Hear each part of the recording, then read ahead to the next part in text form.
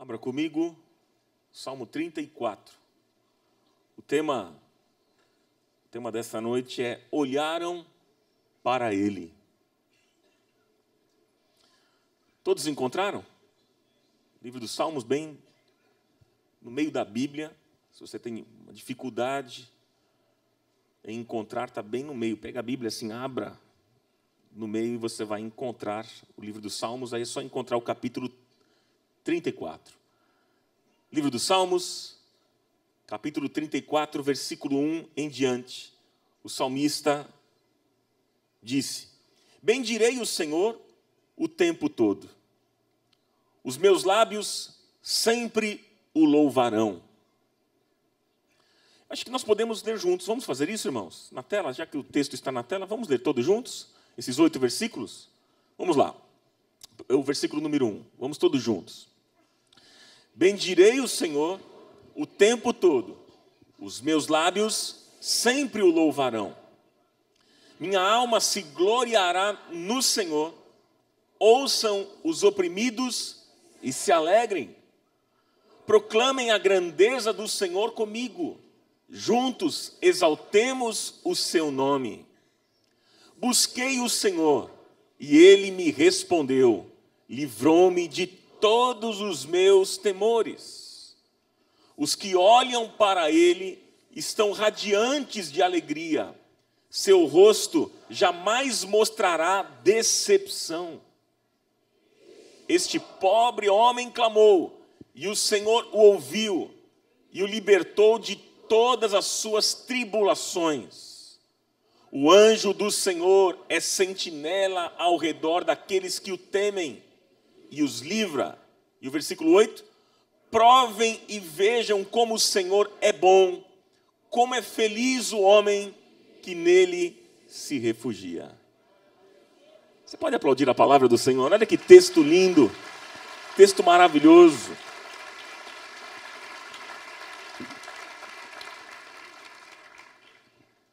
Você já se sentiu sem chão na vida?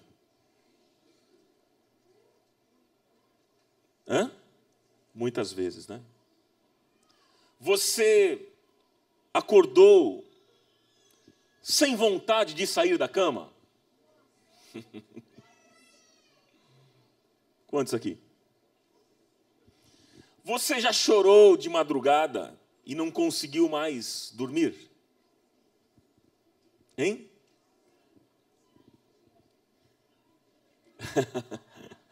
A irmã disse assim, nossa, você está me vigiando, hein? Estas perguntas, elas fazem sentido para vocês? Sim? Quais são os seus medos? Quais são as suas angústias? Como está a sua família? Como é que está a sua casa? Você está enfrentando lutas? Tribulações? É interessante porque eu queria destacar aqui 3 versículos dessa nossa leitura. O versículo 4, 5 e 6. No versículo 4, o salmista, ele fala sobre temor, medo. E no versículo 6, o salmista fala sobre angústia, sobre tribulação. Interessante, porque estes 2 sentimentos, de temor, de angústia, eles podem se tornar grandes obstáculos para que façamos a vontade de Deus. E aí no versículo 4, o salmista ele diz lá, busquei o Senhor e ele me respondeu. Busquei o Senhor e ele me respondeu, disse o salmista. E livrou-me de todos os meus temores. Veja, meu irmão, minha irmã, o temor, o medo, ele é um sentimento natural do ser humano. Até certo ponto, até certo nível, ele é natural. Porque se a gente não tivesse medo, a gente se jogaria do 10º andar de um prédio. É ou não é? Se jogaria de um avião sem paraquedas. Não tem medo de nada. Então, o medo, até um certo ponto, ele é um sentimento importante e natural, mas quando ele passa de uma normalidade, ele se torna destruidor, devastador. É claro que todos nós temos os nossos medos e as nossas fobias. Todos aqui, sem exceção. Inclusive, o medo, ele é mais do que um sentimento. O apóstolo Paulo disse que o medo é um espírito. O medo é um espírito. Por isso que ele mesmo disse a Timóteo, lá em 2 Timóteo, no capítulo 1, no versículo 7, ele diz: Deus não nos deu o espírito de temor, mas do que, irmãos? De poder, de amor e de moderação. Talvez, eu não sei, mas talvez você está com muito medo hoje de avançar em relação à sua vida. Medo de avançar em relação ao seu casamento. A sua relação com os seus pais. Você está com medo de avançar em relação à sua família. Ou até mesmo à sua empresa, o seu trabalho, enfim. Medo até nas questões da própria igreja local. De avançar em relação à dinâmica da nossa comunidade. Enfim, você está com medo de avançar em relação às coisas que estão acontecendo ao seu redor e à sua volta. Gente, eu não tenho dúvidas de que o medo, ele paralisa. O medo paralisa. O medo neutraliza o potencial. O medo destrói sonhos e faz com que a gente recue, em vez de avançar. E o desejo de Satanás, para mim e para você, é que no máximo a gente fique parado. Mas que a gente não avance. Mas nesta noite nós vamos avançar em nome do Senhor Jesus. Nós vamos avançar, porque o Senhor está conosco. Deus é por nós. E se Deus é por nós, como diz a palavra, quem será contra nós? Isso já basta. E nós vamos, sim, avançar. Mas eu pergunto a você, você está com medo de encarar os desafios da vida? Quais são os seus medos hoje? Quais são os seus medos? Esse é o versículo 4. Aí no versículo 6, a gente pula um, né? Do 4 a gente vai para o 6. O 6 fala sobre angústia. Diz o texto, o salmista declarou: este pobre homem clamou, e o Senhor o ouviu, e o libertou de todas as suas tribulações, de todas as suas angústias. E o que é angústia? Veja na tela. Angústia é a sensação psicológica que se caracteriza pelo sufocamento, pelo peito apertado, ansiedade, insegurança, falta de humor e com ressentimentos aliados a alguma dor. Todos nós aqui vivemos a um passo da angústia. Todos nós aqui temos angústias dentro de nós. Há uma falta de algo dentro de nós. Há uma náusea dentro de nós. Mas de onde vem tudo isso, queridos? De onde vem essa angústia? De onde vem tudo isso? Por exemplo, 3 coisas aqui. Primeiro, a angústia ela vem do saber.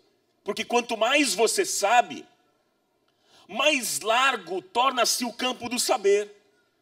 E aí você chega à seguinte conclusão, você acaba dizendo o seguinte: olha, como eu sou burro, como eu não sei nada ainda da vida. Quanto mais você vai conhecendo, você vai chegando a essa conclusão. Como nada sei, eu não sei nada. E isso traz angústia para cada um de nós. A angústia também ela vem dos relacionamentos. Porque, irmãos, todos os relacionamentos são incompletos. Todos os relacionamentos são incompletos. E por quê? Porque você está lidando com uma outra pessoa incompleta e que também tem essa mesma sensação. E é por isso, queridos, que muitos casamentos não dão certo. É justamente por causa disso, porque a pessoa diz o seguinte: eu tenho algo incompleto dentro de mim e eu tenho que encontrar outra pessoa que me complete. E essa outra pessoa, ela pensa a mesma coisa. Eu tenho algo incompleto que eu preciso encontrar outra pessoa que me complete. Quer ver outra coisa interessante? De onde surge essa angústia? Da busca da felicidade. Nós vivemos em busca da felicidade. Vivemos em busca do quê, meus irmãos? E a gente faz de tudo para alcançar a felicidade. Já sei, para ser feliz eu preciso trocar de carro. E a gente compra um carro novo e chega à seguinte conclusão: não é isso que me faz feliz. É que eu já sei, eu me equivoquei. Não é o carro o problema, é uma casa nova. E a gente vai e compra uma casa nova e chega à seguinte conclusão: caramba, não é isso que me faz feliz. Ah, já sei, eu preciso fazer aquela viagem dos sonhos. Eu preciso. E aí a gente junta dinheiro, faz a viagem dos sonhos, e quando a gente volta desta viagem, a gente diz o seguinte: não é isso que me faz feliz. Ah, já sei, Ronaldo, eu estou errando aqui o alvo. O negócio é o seguinte: sou casado e preciso ter um filho. É isso que vai me fazer feliz. Aí a pessoa tem um filho e não é feliz. E não é feliz. Porque a gente vive nessa busca desta felicidade e a gente chega a essa conclusão: não é isso que me faz feliz. Já sei, vou parar de beber, vou parar de fumar, vou parar de fazer tantas coisas na minha vida, vou ajustar tantas outras coisas e é isso que vai me fazer feliz. E parece que ainda há um vazio dentro de nós que vai gerando uma angústia e a gente vive atrás de alguma coisa que vai preencher a nossa vida. Mas eu queria dizer para você nesta noite, meu irmão, que vive nessa angústia, que só Jesus pode preencher os anseios mais profundos da sua alma e do seu coração. É só o Senhor Jesus, só Ele que pode. Você pode dizer amém a isso? Amém. Mas é interessante porque entre o versículo 4 e o versículo 6, entre temor e angústia, a gente encontra o versículo 5. E o versículo 5 diz assim, até em uma outra versão: olharam para ele e foram iluminados, seus rostos não ficaram confundidos. Vamos repetir juntos? Olharam para ele e foram iluminados, e os seus rostos não ficaram confundidos. Qual é a mensagem que o Senhor está dizendo para você e para mim hoje? O Senhor está dizendo para nós: olhe para mim. Olhe para mim, diz o Senhor. Você que está vivendo um tempo de medo e temor, você que está vivendo um tempo de angústia na sua vida e de tribulação, a palavra do Senhor para você nesta noite é: olhe para mim. Olhe para mim, diz o Senhor. É interessante porque a gente sempre atende pessoas, principalmente no final do culto. E quando eu estou conversando com alguém, logo eu percebo pessoa triste, pessoa com um olhar caído, e ela vem falar com a gente, vem falar comigo, com os pastores, com o Fábio eu também percebo isso. As pessoas estão ali, quando eu olho, elas estão assim, cabisbaixo, falando, olhando de vez em quando. Uma das coisas que eu tenho aprendido é o seguinte: quando eu quero falar com uma pessoa, quando eu quero falar ao coração dessa pessoa, eu digo assim para a pessoa: irmão, levanta o rosto, olha para mim, que eu quero falar com você.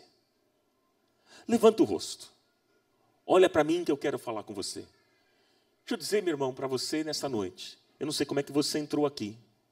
Se você está com medo, angustiado, vivendo um tempo difícil na sua casa, na sua família, o Senhor se faz presente neste lugar. E o Senhor está dizendo assim: filho, levante o rosto e olhe para mim, porque eu tenho algo a comunicar com você nesta noite. Eu tenho algo a falar com você nesta noite. Levante a cabeça. É justamente o que o Senhor está querendo dizer aqui nesse texto. E os que olharam para Ele, aqueles que olham para o Senhor, eles são iluminados. Então, você que se sente hoje sem chão na vida, você que hoje não tem vontade Você tem vontade de dormir e não acordar mais, não levantar da sua cama. Você que tem chorado pelas madrugadas. O Senhor está dizendo para você, meu irmão, minha irmã, olhe para mim. Olhe para mim. Se levante. Levante o seu rosto e olhe para mim, porque eu vou falar com você. Queridos, por que o Senhor pede para que a gente olhe para Ele? Porque é muito possível que nós estejamos olhando para tantos lados. Olhamos em tantas direções, olhamos para as coisas, olhamos para as circunstâncias, olhamos para o tamanho do problema que nós precisamos enfrentar, olhamos para as dificuldades da vida e não olhamos para Deus.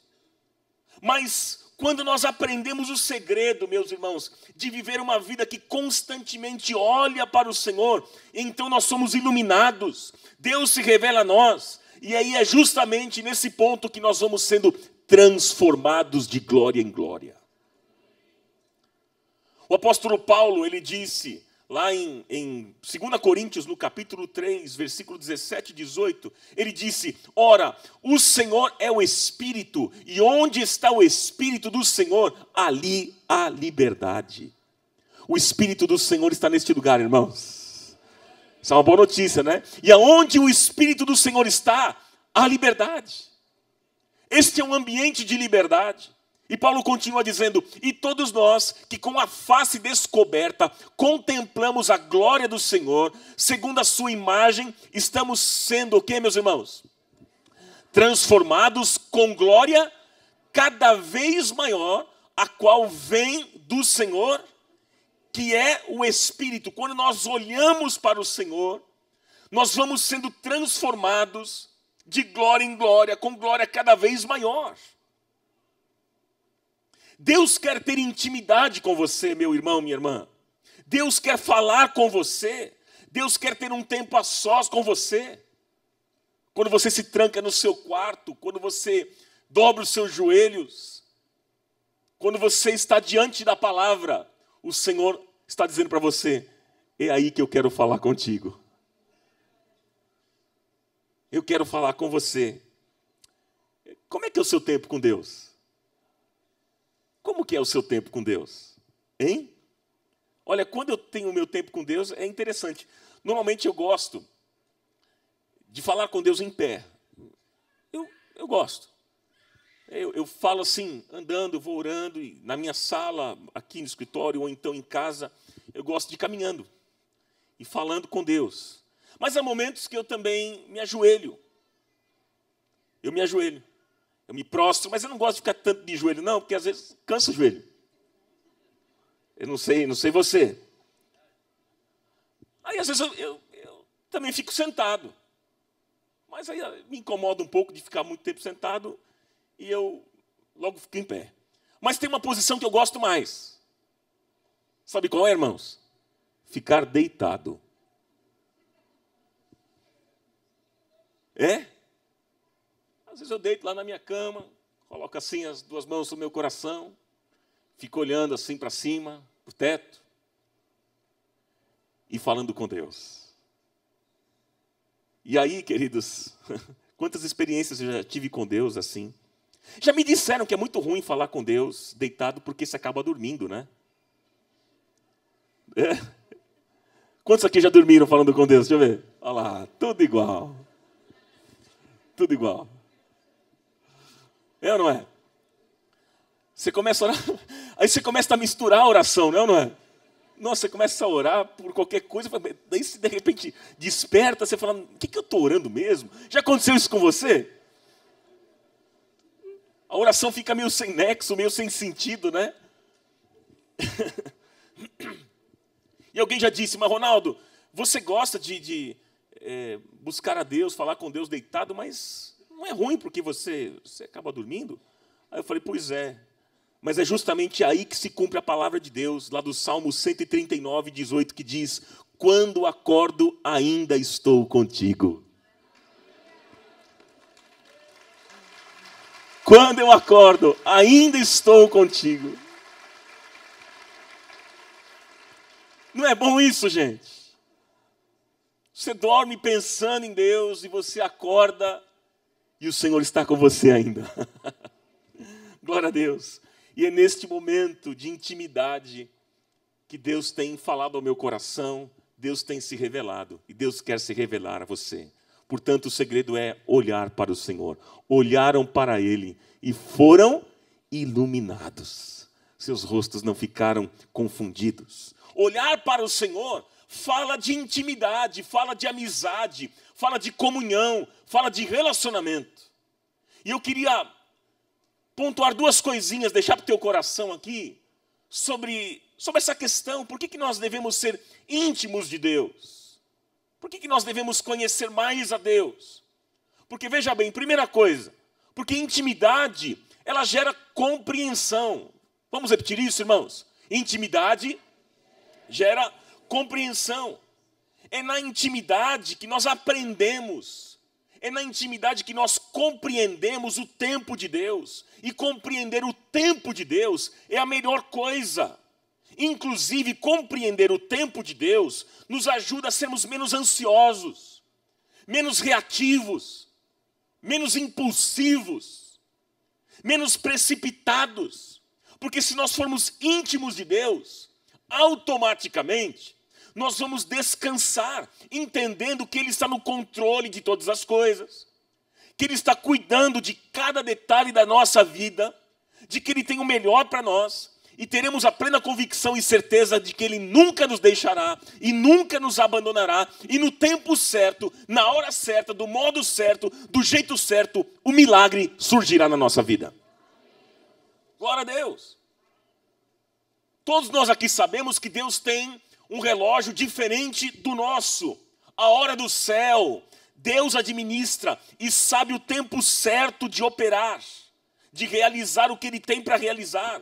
O grande problema é que nós desejamos que Deus realize o milagre, que Deus faça algo na nossa hora, no nosso relógio. Aquele texto clássico da Bíblia que você conhece, do Salmo 30, versículo 5, na parte B, diz que o choro pode durar o quê, irmãos? Uma noite, e que mais? Mas a alegria vem pela manhã. E aí, quanto que dura uma noite de Deus? E quanto que dura uma noite minha? Para Deus, uma noite pode durar muito tempo. Pode durar dias, pode durar meses, pode durar 1 ano, 2 anos, 10 anos, 15 anos, 400 anos, como foi lá para o povo de Israel, na escravidão do Egito. Enfim, a noite de Deus, ela pode durar muitos e muitos pôr do sol e nascer do sol. Mas uma coisa é certa, num belo dia nós iremos agradecer, iremos nos alegrar, porque a nossa vitória vai chegar. Glória a Deus. O problema, meus irmãos, é que nós não sabemos ainda distinguir o tempo da noite e o tempo do dia. Nas horas da noite nós precisamos aprender a chorar. Nas horas da noite, que é a hora do medo, da angústia, como nós aqui ouvimos o salmista dizendo, é tempo da gente colocar o rosto no pó e nos humilharmos na presença de Deus. Não é momento de dança, não é momento de alegria, mas é momento de quebrantamento, de choro. E é neste momento, queridos, é no momento da dor que Deus tem falado ao meu coração. É no momento da dor que Deus, com certeza, vai falar ao seu coração. Naquele problema que você está vivendo lá com o seu filho. É neste momento de dor que Deus vai falar ao seu coração. É no momento que você está numa crise conjugal. Está numa crise com a sua esposa, ou você, esposa, numa crise com o seu marido. Ou você, filho, numa crise com os seus pais. É nesse tempo de dor, de noite na sua vida, que Deus vai falar com você. E olha só, queridos, o que Deus vai dizer é que Ele vai mudar as suas vestes de luto por vestes de louvor. Ele vai dizer ao seu coração que Ele vai transformar o seu lamento em cânticos de alegria. Mas quem é que sabe destas coisas? Quem é que entende sobre isso? Aquele que olha para o Senhor. Aquele que tem intimidade com Deus. Porque quem não olha para o Senhor, quem não é íntimo de Deus, vive por aí correndo atrás de novidade. correndo atrás de igrejas, correndo atrás de pregadores, de pastores, de profetas, de apóstolos, tentando dar um jeitinho no tempo de Deus, tentando torcer o relógio de Deus, queridos. Mas como a gente tem aprendido, Deus não é tolo. Deus não é tolo e o tempo dele ninguém pode mudar, ninguém pode alterar. Porque quando Deus fecha portas, não tem ninguém que consegue abrir. É verdade ou não, irmãos? Ninguém consegue abrir. Como eu já tive experiências num determinada época, no meu aniversário, uma pessoa falou assim: Ronaldo, seu aniversário eu queria dar um presente para você. O presente é o seguinte: eu vou te dar um número de telefone, você liga. A irmã, ela é profetisa. Ela é profetisa, se você ligar para ela, ela vai te dar uma palavra de Deus para a sua vida. Ela revela tudo. E ela é campeã das orações respondidas. Se você estiver enfrentando uma luta, uma dificuldade, você pode ter certeza que você vai falar com ela e o milagre vai acontecer imediatamente na sua vida. Eu agradeci, mas eu fiquei pensando, tem gente que pensa que Deus é tonto, que consegue manipular o relógio de Deus. Tem gente assim, queridos. Quando Deus fecha portas, não tem jeito. A gente não consegue alterar o relógio de Deus. Mas também quando Ele abre, hein, gente? Quem é que consegue fechar as portas que Deus abre? E quando Deus age, então? Quem é que consegue impedir o agir de Deus? Quem é que consegue impedir o agir de Deus? Ninguém, queridos. Você está vivendo o tempo da noite na sua vida? Você está vivendo o tempo da noite na sua família? Na sua relação dentro da sua casa? Você está vivendo esse tempo difícil nos seus negócios, nas suas finanças? Há uma palavra de Deus, uma palavra profética para a sua vida. O choro pode durar uma noite, mas a alegria vem pela manhã. Vai passar. Essa luta vai passar. Essa luta vai passar e o milagre vai chegar na sua vida. Eu creio em nome do Senhor Jesus. Eu sei porque experimentei isso várias vezes na minha vida. E eu não sou melhor que você, não sou diferente de você. Esse texto do Salmo 35, toda vez que eu leio, é interessante, toda vez que eu leio esse texto, ele é muito forte para mim, me remete ao meu passado. Já contei para vocês aqui, não vou detalhar, mas meus 12 anos de idade eu sofri um acidente onde eu quase perdi minha perna. E quase morri. Uma atitude de uma pessoa imprudente, que estava um rapaz drogado, entrou na praia e me atropelou. E com isso eu tive uma fratura exposta terrível. E eu tinha que amputar a perna. Os médicos queriam fazer isso. Mas quando eu estava no hospital, na cirurgia, enfrentando uma cirurgia de 4 horas, os médicos limpando, havia entrado fezes de animais dentro da minha perna. Os médicos ali limpando. Naquela cirurgia de risco, Deus falou com minha mãe, através da palavra. E eu lembro que quando eu voltei ao quarto, eu tinha 12 anos, eu não tinha entendimento de muitas coisas. Mas eu me lembro que minha mãe disse: olha, filho, Deus me deu uma palavra. E a palavra é esta: o choro pode durar uma noite, mas a alegria vem pela manhã. Você será curado. Deus falou comigo que você vai ser restaurado, que vai ficar apenas uma marca, uma mancha na sua perna, para que você nunca se esqueça da bondade e da misericórdia do Senhor para com você. E o que aconteceu, gente? Foi uma noite. De quanto tempo? De 2 anos. Uma noite de 2 anos na minha vida, num processo de outras cirurgias e de recuperação. Não foi fácil, mas eu posso garantir para você que a palavra do Senhor se cumpriu. Porque o choro pode durar uma noite e a alegria vem pela manhã. Essa palavra se cumpriu na minha vida, e se cumpriu na minha vida, eu quero profetizar sobre a tua vida também, que vai se cumprir na sua vida, na sua casa, no seu lar, na sua família, em nome do Senhor Jesus. Receba esta palavra profética em nome de Jesus.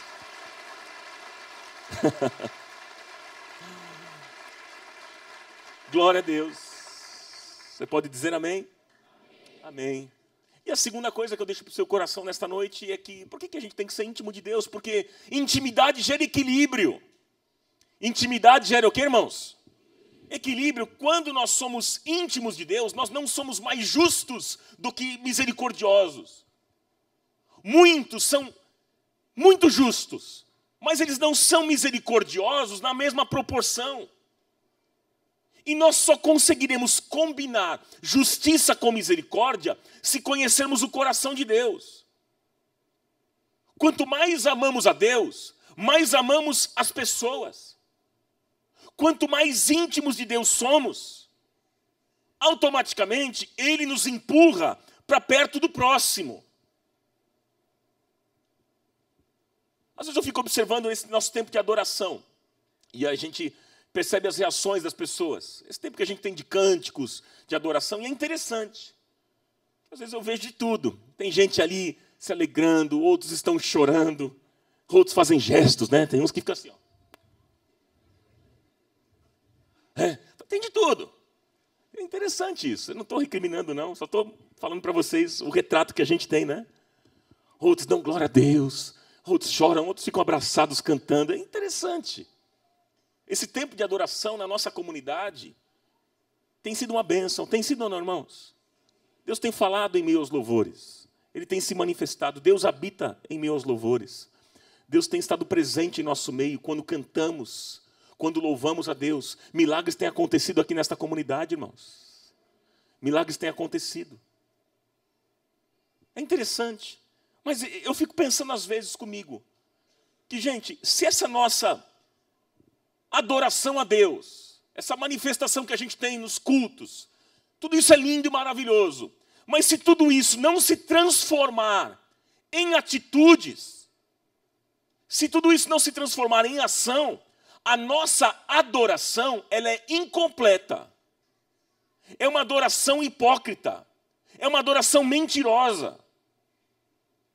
E é até interessante porque tem muita gente que profetiza em nome de Deus. Tem muitos que falam em nome de Deus. Muitos que dizem escutar a voz de Deus. Eu não sei se é a voz de Deus mesmo. Tenho minhas dúvidas. Mas hoje em dia a moda é ser profeta.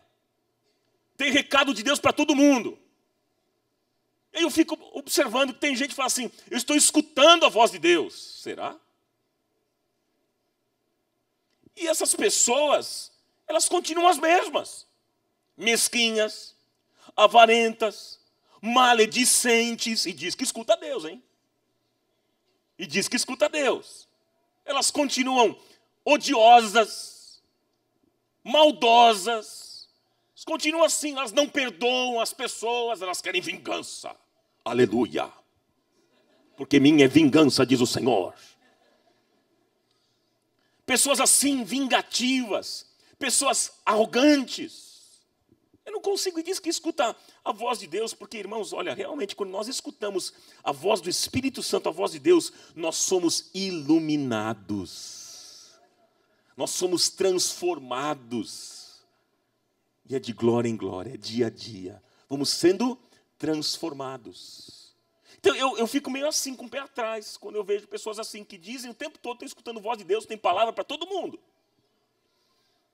Mas a vida não muda, continua com essas mesmas coisas, com ódio, com maledicência, com maldade. Gente, presta atenção. A religião ela é um perigo.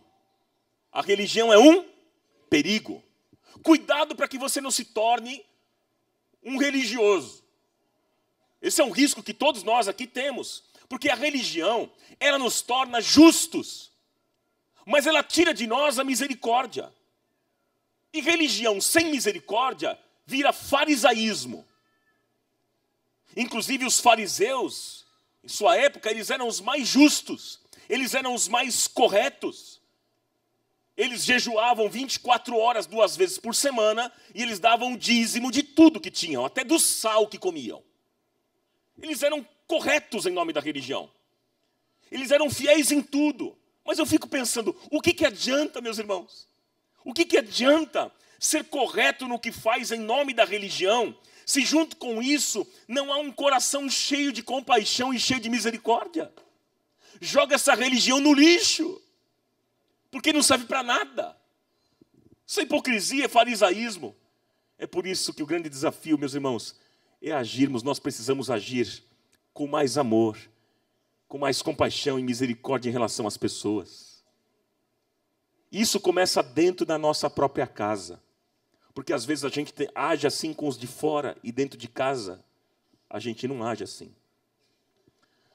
Agimos com intolerância dentro de casa, com os nossos filhos, no nosso casamento, nas nossas relações familiares. Nós precisamos aprender a chorar, chorar pelas pessoas, se compadecer, perdoar. Há uma frase que ainda esses dias eu postei, que eu lembrei, uma frase antiga que diz assim, que nós parecemos animais quando matamos, parecemos homens quando julgamos, mas nos tornamos parecidos com Deus quando perdoamos. Misericórdia é ser tocado pela dor do outro, pela miséria do outro. Misericórdia é a gente poder olhar para o outro, para o nosso próximo, que de repente não tem a mesma luz que a gente tem. E isso, como eu disse, começa dentro de casa. Você, mulher, que não tem o seu marido convertido, é você olhar para este seu marido, que não tem a mesma luz que você tem, ou você, marido, olhar para sua esposa assim, ou você olhar para os seus filhos, ou você, filho, olhar para os seus pais. E se colocar no lugar dessas pessoas e dizer assim, Senhor, tem misericórdia dele ou dela, assim como o Senhor tem tido misericórdia de mim. Tem misericórdia, Senhor. Senhor, dê a ele ou a ela mais uma oportunidade, como o Senhor tem dado a mim. E me usa como instrumento para abençoar a minha casa, a minha família, o meu lar. Que eu seja uma resposta de Deus dentro da minha casa. E não aquela atitude hipócrita, né, que muitos crentes têm, que é terrível. Graças a Deus eu não sou como meu pai. Graças a Deus eu não sou como os meus filhos. Graças a Deus eu não sou como fulano de tal. Graças a Deus, glória a Deus, porque eu não sou como esta pessoa. Isso, queridos, isso é hipocrisia, isso é falta de amor, isso é falta de misericórdia. É falta de compaixão. E compaixão, meus irmãos, significa capacidade de sofrer junto. O que significa compaixão, irmãos? Capacidade de sofrer junto. Veja que Jesus ele se preocupou em ensinar, mas prioritariamente a sermos compassivos. Esse é o ensinamento de Jesus. Agora veja bem, né? A gente pega alguns exemplos na Bíblia de profetas que eram chorões. Os profetas, eles tinham essa característica, né? Os profetas eram chorões. Aí você pega Jeremias. O profeta Jeremias é conhecido como o profeta das lágrimas. O profeta Jeremias é conhecido como o profeta que mais chorou. O povo de Israel estava distante de Deus e Jeremias profetizava nas esquinas e chorava. E ele dizia para o povo, olha, vocês precisam se curvar ao rei da Babilônia, porque se vocês não se curvarem, vocês vão morrer. O tom da profecia de Jeremias era um tom duro, era difícil. Mas ao mesmo tempo, o que ele dizia? Mas voltem para Deus. Ele chorava nas esquinas dizendo, voltem para Deus, porque Deus ama vocês. Deus ama vocês, voltem para Deus. Sabe o que eu aprendo com tudo isso? Que toda profecia dura, que não está acompanhada de lágrimas, não vem de Deus. Quando alguém vier profetizar para você, dar uma palavrinha de Deus, tem uma palavra de Deus para você, assim diz o Senhor, e for um tom duro, você quer saber se vem de Deus ou não? Dá uma dica simples. Veja o olho do profeta, veja se tem lágrimas. Veja se tem lágrimas. Veja se tem dor, se tem lágrimas. Se não tiver, não vem de Deus. Não vem de Deus, queridos. Sabe que, veja o que eu vou dizer, a profecia, essa palavra dura de Jeremias, era motivada por um coração cheio de amor, e não por um desejo de fazer justiça. É diferente, queridos. Às vezes eu fico observando profeta, e profeta na Bíblia era aquele, como bem disse o Fábio agora comigo, né? A gente estava conversando algumas coisas, ele disse assim, profeta na Bíblia era aquele que se submetia à autoridade do rei. Ele caminhava debaixo da autoridade, estava no meio do povo. Aí eu vejo nos dias de hoje, muita gente querendo profetizar, muita gente tendo palavra profética para tudo, mas não se envolvem com a igreja, não estão com as pessoas, queridos, não se submetem a líder nenhum. Tem palavra para todo mundo, menos para elas mesmas. É interessante isso. Assim diz o Senhor, irmão. Assim diz o Senhor, irmão. Para todo mundo tem um recadinho de Deus. Para eles mesmos, nada. Deus não fala. E a vida indo de mal a pior. E a vida indo de mal a pior. Que o Senhor nos livre disso. Amém, meus queridos? Jesus, por exemplo. Jesus era o maior profeta. O maior profeta da Bíblia é Jesus. E lá no texto de Isaías, no capítulo 53, descreve Jesus como um homem de dores que sabe o que é padecer. Jesus era o quê, meus irmãos?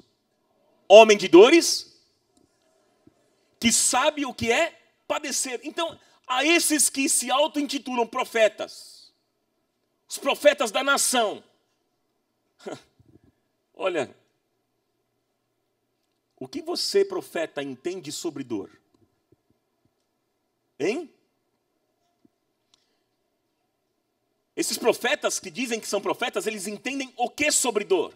Porque o maior profeta, diz a Bíblia, que era um homem de dores, que sabe o que é padecer. Aí eu pergunto aos profetas de hoje, a dor de quem você assumiu? Por quem que você está chorando? Por quem você está jejuando? Quem você está visitando?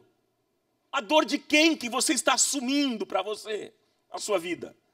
Profeta que não entende sobre dor, não é profeta. Amém, meus irmãos? Amigos ainda não? É só um toquezinho aqui, né, para a gente esclarecer algumas coisas, principalmente nessa área profética. Porque eu creio que é profeta, sim, e Deus tem levantado uma geração de gente séria, de gente comprometida. Mas profeta é aquele que sabe, que entende sobre dor. Se a gente não entende sobre isso, não tem nada a ver com profecia. Tem nada a ver com ser profeta. Irmãos, nós precisamos ser mais misericordiosos com os nossos amigos, com os nossos irmãos, com os nossos familiares, com a esposa, com os filhos, com o marido. Entenda o seguinte, que a língua afiada e o olhar que destrói não vem de Deus. A língua afiada é pior que arma de fogo. Porque a arma de fogo, ela atinge o teu corpo, mas a língua afiada, ela destrói a alma. E o nosso Pai, o nosso Deus, Ele sempre nos olha com um olhar de amor, de compaixão. As mãos de Deus não são mãos ásperas. E nem o abraço de Deus é esmagador. O abraço de Deus é acolhedor.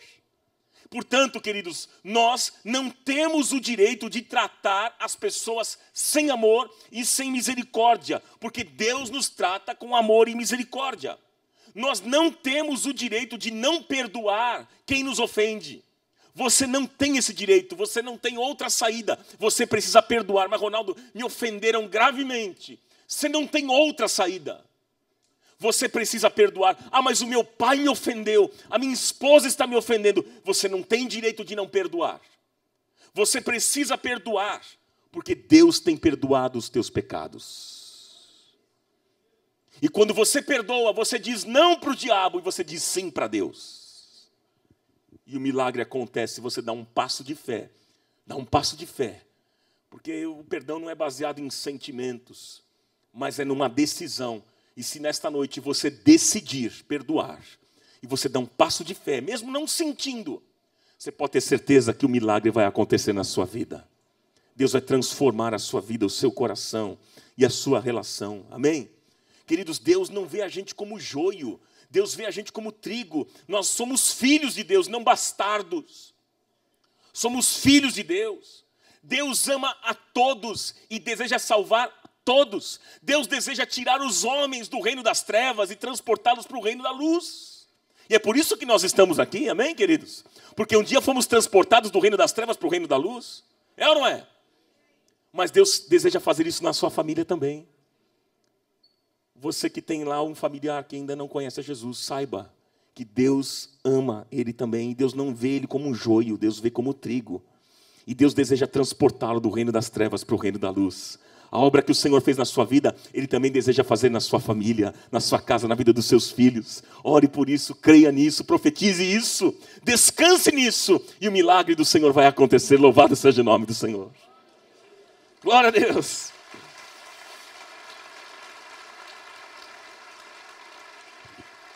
E olha só o que diz Mateus 5,7 diz, palavras de Jesus. Vamos ler juntos? Bem-aventurados os misericordiosos, porque alcançarão misericórdia. Você quer alcançar misericórdia diante de um fracasso, de um erro seu? Seja misericordioso com alguém. Não seja intolerante. Porque se você for alguém misericordioso, você vai alcançar misericórdia também. Bem-aventurados os misericordiosos, porque alcançarão misericórdia. Jesus disse lá em João, no capítulo 13, versículo 34, vamos ler juntos? Um novo mandamento lhes dou. Amem-se uns aos outros. Como eu os amei, vocês devem amar-se uns aos outros. Com isso, todos saberão que vocês são os meus discípulos, se vocês se amarem uns aos outros. Se nós nos amarmos, tivermos compaixão uns dos outros, misericórdia, todos verão que nós somos discípulos de Jesus. Todos vão reconhecer isso, porque nós nos amamos. Amém? Eu quero caminhar para o final aqui e pensar com você, o que é cristianismo, hein? Uma definição simples de cristianismo. Cristianismo é Cristo. O que é cristianismo? É Cristo. É Ele nosso referencial. Ele é o modelo. E nós, como igreja, precisamos imitar quem? É Cristo. É Jesus. Será que nós, como igreja, nos dias de hoje, temos imitado Cristo? Hã? Nós queremos o quê? Tem que matar. Tem que bater. Tem que... Nós queremos imitar quem, irmãos? Tem que agredir. Cristianismo é Cristo. Cristianismo é Cristo. Ele é o nosso maior referencial. Quantos desejam imitar a Jesus? É fácil, gente. Olha, eu estou junto com vocês nessa, viu, gente? Eu estou junto. Que não é algo simples, não. Mas eu creio que a obra que o Senhor está fazendo na minha vida e na sua vida, Ele vai aperfeiçoar até o dia do Senhor Jesus. É um desafio para nós como igreja, imitar a Cristo. Imitar no perdão, no amor, na graça, na compaixão, na misericórdia.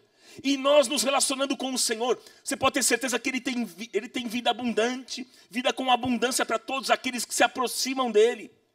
Cristianismo é a gente poder dizer que a gente conheceu alguém um dia que não nos sugou sangue, forças e energia. Pelo contrário, Ele se deu sem nada em troca para fazer de nós pessoas muito melhores e mais bonitas. Isso é cristianismo. Cristianismo é fazer com que esse relacionamento se estenda dia a dia, porque o Senhor nos ama e Ele nos quer bem. E se nós queremos viver uma vida muito melhor, equilibrada nas nossas emoções, nos nossos relacionamentos familiares, uma vida cheia de esperança, em paz com Deus, nós precisamos, queridos, nos encher constantemente de uma água, a água da vida, que é o Senhor Jesus Cristo. Porque só Ele pode responder às questões mais íntimas na nossa alma e nos dar um sentido para a vida através da própria vida dEle. Só Ele. Conhecer a Cristo e prosseguir em conhecê-lo. Aí está o segredo para a gente viver uma vida livre de medos e angústias, como nós lemos lá no início do salmista, dizendo. Aqui está o segredo. A gente conhecer Jesus. Está vivendo um tempo de medo na sua casa, de angústia na sua família. Qual é o segredo? É conhecer a Jesus, é conhecê-lo. Porque aqui está o segredo para a gente viver uma vida mais livre e sem medo. Portanto, meu irmão, não se renda a estes sentimentos, não se renda, mas coloque a sua confiança neste Deus que tem o controle de tudo, controle de todas as coisas, que tem o domínio sobre todas as coisas e que tem a sua vida na palma da mão dele. Glória a Deus. E eu quero encerrar perguntando a você aqui nessa noite: você deseja viver uma vida satisfeita, com relacionamentos saudáveis e equilibrados? Quantos desejam? Cadê os músicos? Segunda pergunta: deseja viver os seus dias de maneira que as coisas façam sentido e o medo e a angústia não dominem seus pensamentos? Você deseja compreender o tempo e o modo de Deus agir?